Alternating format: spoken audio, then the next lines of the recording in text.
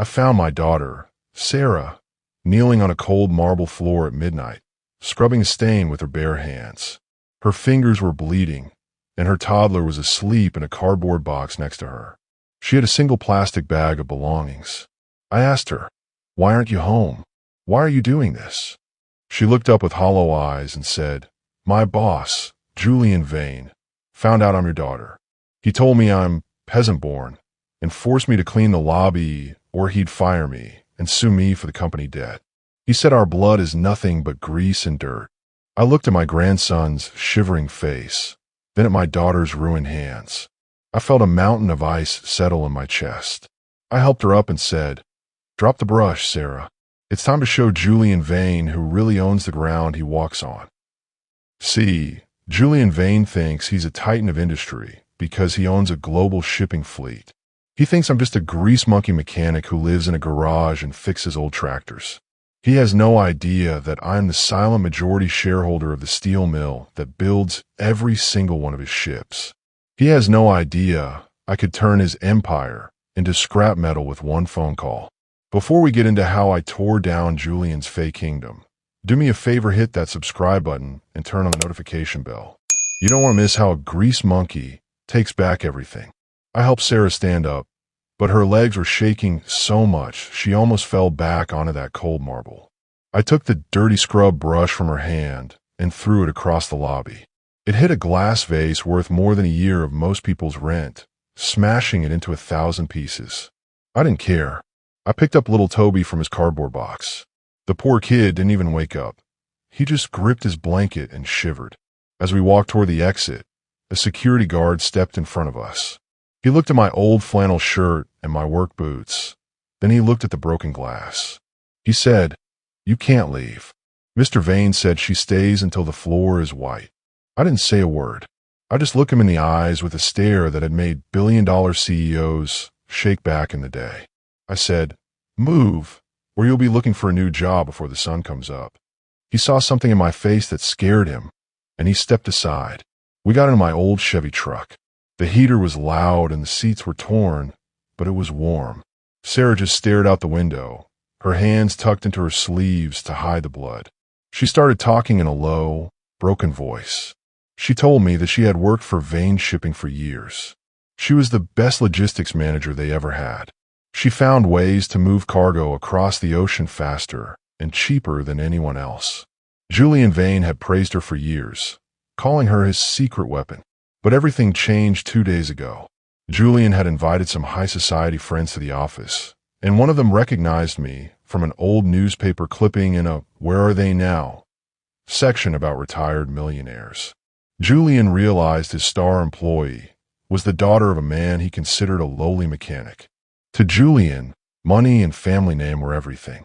He couldn't stand the idea that a commoner like Sarah was the reason his company was successful.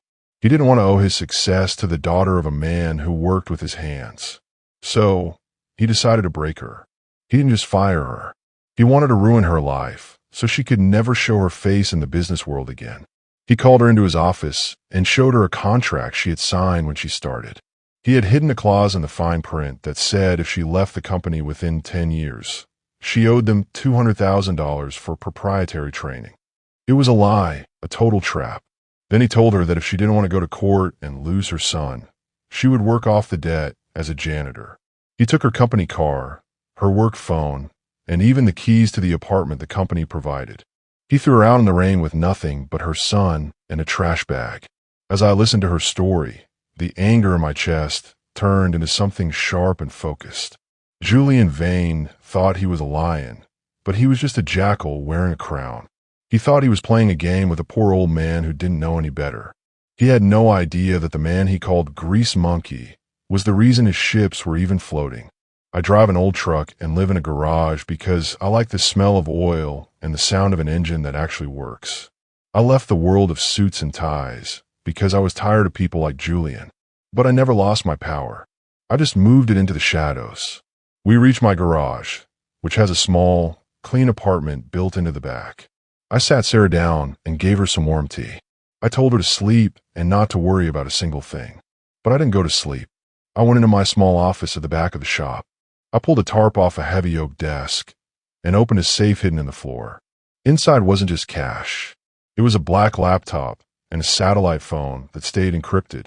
I logged into a private portal that very few people in the world even know exists. I looked up Vane Shipping. On the outside, the company looked perfect. Their stock was high, and their ships were busy. But I knew where to look for the cracks. Julian was a greedy man, and greedy men always cut corners. I started digging into the maintenance records of his fleet. Every ship needs steel, and every ship needs repairs. Julian's company bought all their steel from a place called North Star Mills. He thought he was smart because he had negotiated a special low price with them. What he didn't know was that I owned 51% of North Star Mills. I could cut off his supply of steel tomorrow, but that would be too easy. I wanted him to feel the walls closing in slowly. I wanted him to understand exactly who he had tried to step on. I called my old friend Marcus, who is one of the best private investigators in the country. He's the kind of guy who can find a needle in a haystack if the needle is a secret bank account. I told him, Marcus, I need everything on Julian Vane, not just his business. I want his personal secrets. I want to know where he hides his trash. Marcus laughed and said, Victor, it's been a long time since I heard that wolf voice. What did this guy do? I looked at the security camera feed of my daughter, sleeping on the couch, her bandaged hands resting on a pillow. I said, he made the mistake of thinking my family was weak. Now I'm going to show him what happens when the foundation of his house is actually made of the people he looks down on. As I waited for Marcus to get back to me, I started making moves on the business side. I called my lawyer, a man who gets paid $5,000 an hour just to listen to me speak. I told him to start buying up every bit of debt Julian Vane had. Every bank loan, every credit line, every mortgage on his properties. I wanted to be the one who owned his house, his office, and even the chairs his board of directors sat on. My lawyer sounded worried. He said, Victor, that's going to cost hundreds of millions. Is he really worth that much of your cash? I replied, he's not worth a dime, but my daughter's tears are worth more than my entire bank account. Just do it. By 4 a.m., my phone buzzed. It was a file for Marcus. As I scrolled through the pages, a dark smile touched my face. Julian Vane was a bigger snake than I thought. He wasn't just mean to his staff. He was a full-blown criminal. He had been taking environmental fees from the government to safely dispose of old ship parts and oil. But instead of doing it the right way, he was paying a ghost company to dump the waste in protected waters. And the owner of that ghost company? It was his own daughter's name on the paperwork. He was using his own family as a shield for his crimes. He thought he was untouchable. He thought he was a god in this city. I sat there in the dark, the only light coming from the computer screen. I could hear the wind whistling through the garage doors and the steady ticking of the clock on the wall. Every tick was a second closer to Julian's world falling apart. I knew exactly how I was going to do it. Next week was the Titan of the Year Gala. It was the biggest night of the year for the city's elite. Julian was expected to win the top award. He would be there with his fancy friends, his expensive champagne, and his fake smile. He wanted to be a king. Fine. I was going to give him a coronation he would never forget. But first, I had to make sure Sarah was ready. She wasn't going back there as a janitor. She was going back as the owner. I closed the laptop and walked out to the porch. The sun was just starting to peek over the horizon. The world looked quiet and peaceful, but a storm was coming, and I was the one bringing it. Julian Vane had no idea that the grease and dirt he talked about was about to bury him alive. The next morning, the garage was quiet, but the air felt different. Sarah woke up and immediately tried to reach for her phone to check her work schedule, but then she remembered she didn't have one anymore. She looked at her bandaged hands and then at me, her eyes filled with fear. Dad, she whispered, what are we going to do? Julian said if I don't show up to clean, he's calling the police. He says I stole company secrets and that I owe him more money than I'll ever make in a lifetime. I walked over and sat on the edge of the sofa, taking her hands in mine. I looked her dead in the eye and said, Sarah, you aren't going back to that building to scrub anything. From this moment on, you don't answer to Julian Vane. He answers to us. She looked confused, still thinking I was just a retired mechanic who fixed old engines to stay busy. She didn't know that while she was sleeping, I had already spent $80 million buying up his corporate loans. I spent the day teaching Sarah how the world of high finance really works. I showed her things she never saw in her logistics books. I explained to her that men like Julian Vane are like tall buildings made of glass. They look impressive and strong, but if you hit the right support beam, the whole thing shatters. While we talked, my phone kept buzzing with updates from my lawyer. We now own 40% of Julian's personal debt. We own the lease on the very dock where his flagship was currently being loaded.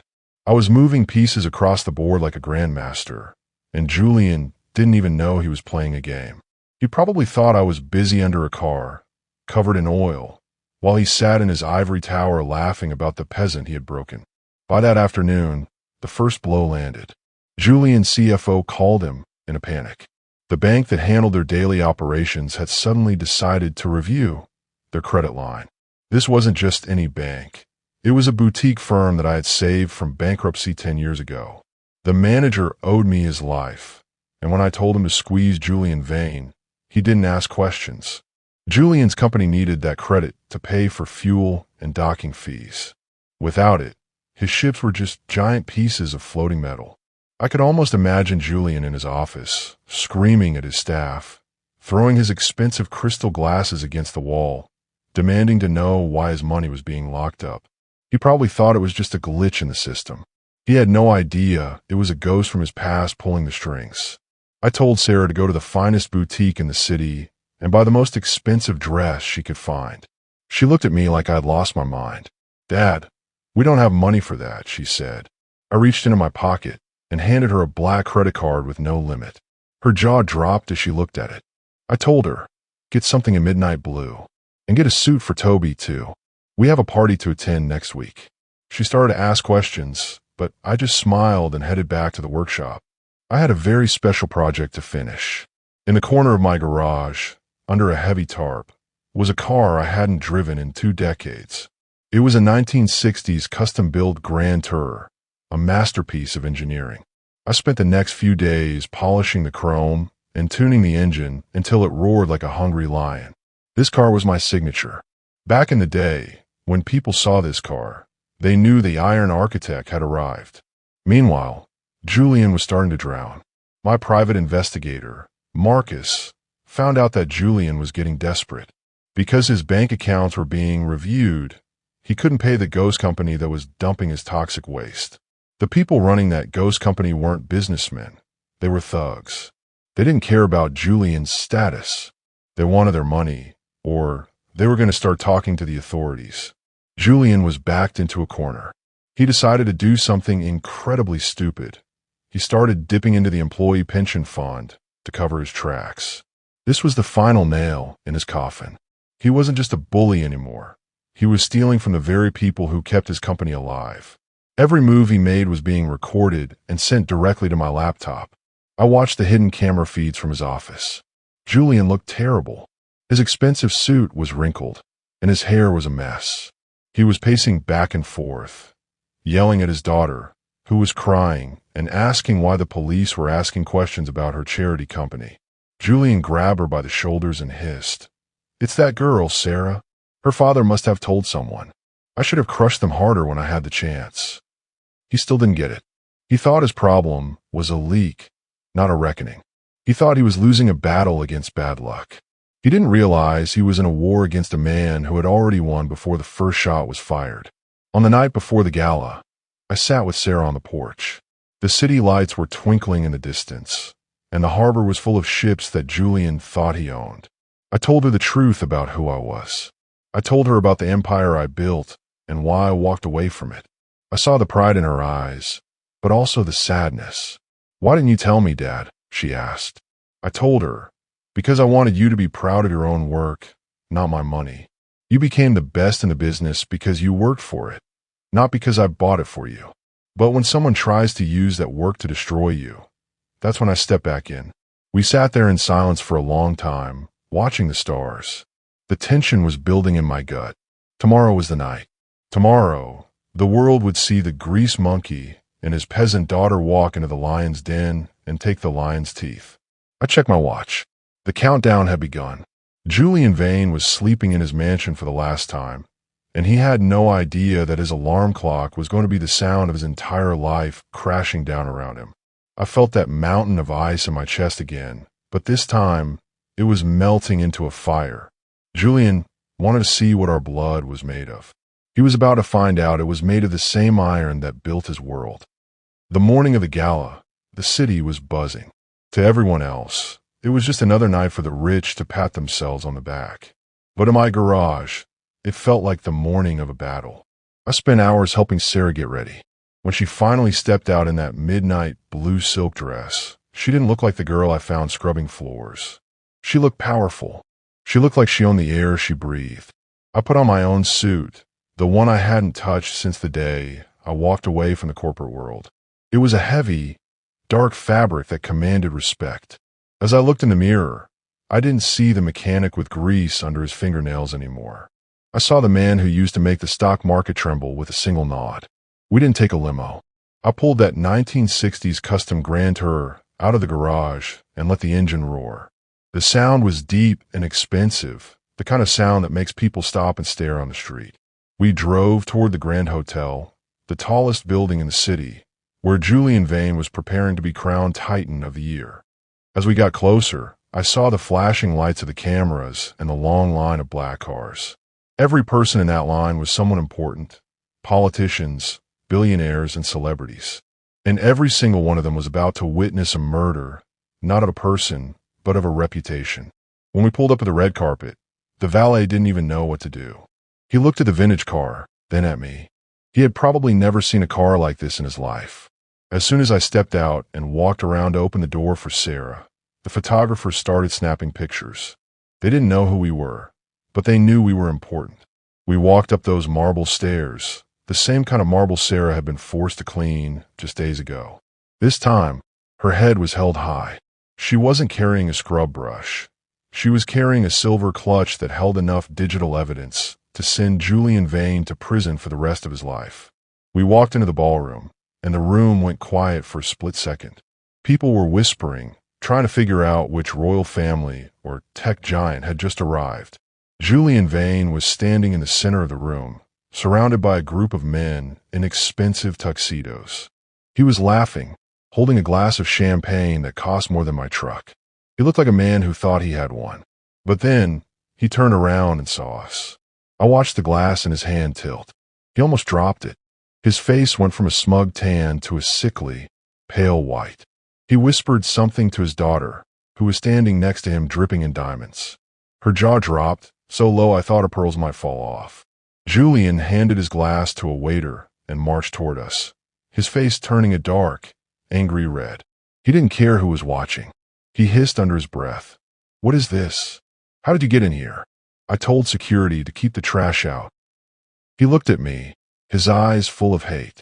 "You think because you put on a suit you're one of us.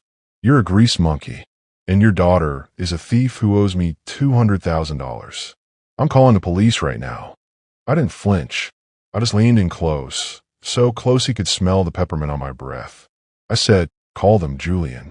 I'd love for them to be here when the news breaks. But before you do, you might want to check your phone. I think your CFO has been trying to reach you for the last 20 minutes. Julian's eyes flickered with a hint of doubt. He pulled his phone from his pocket, and I watched his thumb shake as he swiped the screen. He had 15 missed calls and 30 text messages. He stepped back, his breath coming in short gasps as he read the headlines that were just starting to hit the business news sites. Vane shipping debt bought by mystery group. Port authority investigating toxic dumping allegations. Emergency audit called for Vane pension funds. He looked up at me, his eyes wide with terror. "You did this? How? You're nobody." I smiled, and it wasn't a nice smile. It was the smile of the wolf that finally caught the jackal. I said, "I'm the man who built the steel in your ships, Julian. I'm the man who owns the dock you're parked on. And as of 10 minutes ago, I'm the man who owns your house." The music in the ballroom seemed to fade away as a group of board members from Julian's own company started moving toward us. They had seen the news too. They weren't looking at Julian with respect anymore. They were looking at him like a sinking ship. One of them, an old man I'd done business with decades ago, looked at me and gasped, "Victor? Victor Rodriguez? Is that really you?" I nodded slowly. Hello, Arthur. It's been a while. I hear you've been having some trouble with your CEO. Arthur looked at Julian with pure disgust. He told us the logistics errors were Sarah's fault. He told us she was incompetent. I put my arm around Sarah's shoulder. My daughter saved this company. Julian broke it. And now, I'm here to collect the pieces. Julian tried to scramble. He turned to the crowd, shouting, "This is a lie. He's a fraud. He's just a mechanic who found some old money." But nobody was listening. The big screens in the ballroom, which were supposed to show a video of Julian's achievements, suddenly flickered and changed. Instead of ships and awards, they showed the photos Marcus had found. They showed the ghost company's trucks dumping black sludge into the bay. They showed the forged signatures on the pension documents. The room erupted into gasps and shouts. Julian's daughter started screaming, realizing her name was on those papers. Julian looked at the screens, then at the exits, but the doors were already being blocked by men in dark suits. These weren't the hotel security. These were federal agents I had alerted hours ago. The tension in the room was so thick you could feel it in your teeth. Julian was trapped in the middle of his own palace, surrounded by the people he had spent his life trying to impress. He looked at Sarah, the girl he had tried to break, and for the first time, he looked small. He looked like a coward. Sarah didn't say anything. She didn't have to. She just stood there, tall and proud, watching the man who called her unworthy fall into a hole he had dug for himself. I leaned over to her and whispered, "Ready for the best part?" She nodded, her eyes shining with a mix of justice and relief. The Titan of the Year was about to become the Inmate of the Year, and the night was just getting started. I checked the time. 5 minutes until the final blow. 5 minutes until Julian Vane had absolutely nothing left but the air in his lungs. Julian stood frozen in the middle of the ballroom, the blue light from the giant screens washing over his pale face. The photos of the toxic waste and the stolen money were still looping for everyone to see. The very people who were just laughing with him were now backing away as if he had a deadly disease. He tried to speak, but only a dry, scratching sound came out of his throat. His daughter was shaking his arm, crying and begging him to do something, but Julian was hollow. He had spent his whole life building a wall of money to hide behind, and I had just kicked the wall down. I stepped closer to him, my voice loud enough for the board members to hear. I said, "You told my daughter that her blood was nothing but grease and dirt.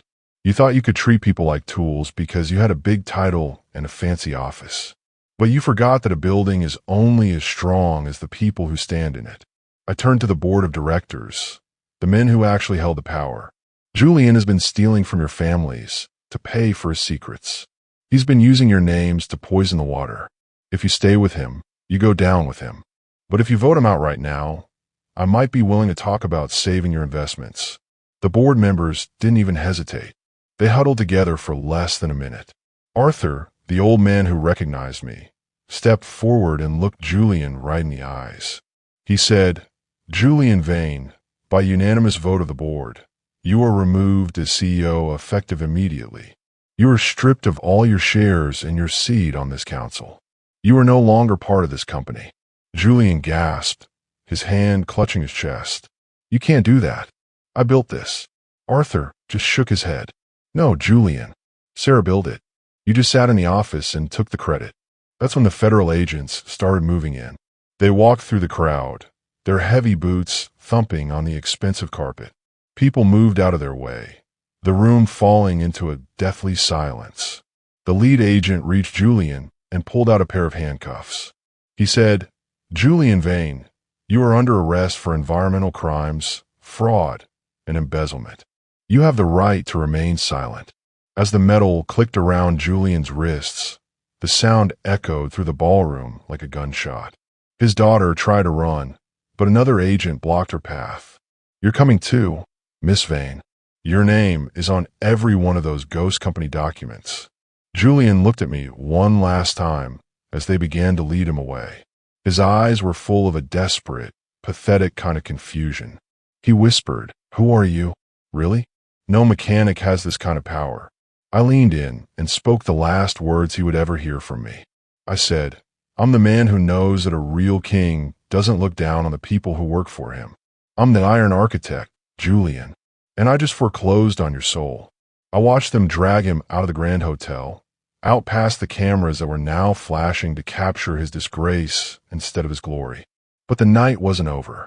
The room was still full of the city's most powerful people, and they were all looking at Sarah and me. They were waiting to see what would happen to the empire now that the head was gone. I walked up to the microphone on the stage, the same one Julian had used to insult us just minutes ago. I looked out at the crowd and said, "Vane's shipping is dead. As of tonight, the company is being reorganized under the name Rodriguez Maritime, and I'm not the one who will be running it." I reached out my hand towards Sarah. She walked up the stairs, her midnight blue dress shimmering under the chandeliers. She looked out at the people who had ignored her for years, the people who had watched her work while they took the profits. I handed her the microphone. She didn't look nervous. She looked like she had finally found where she belonged.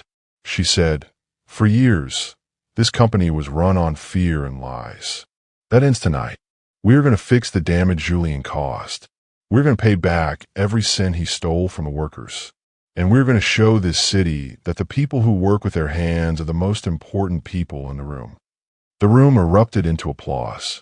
It wasn't the fake, polite clapping they had given Julian. It was real. They saw the strength in her. They saw the truth. As I stood behind her, I felt a massive weight lift off my shoulders.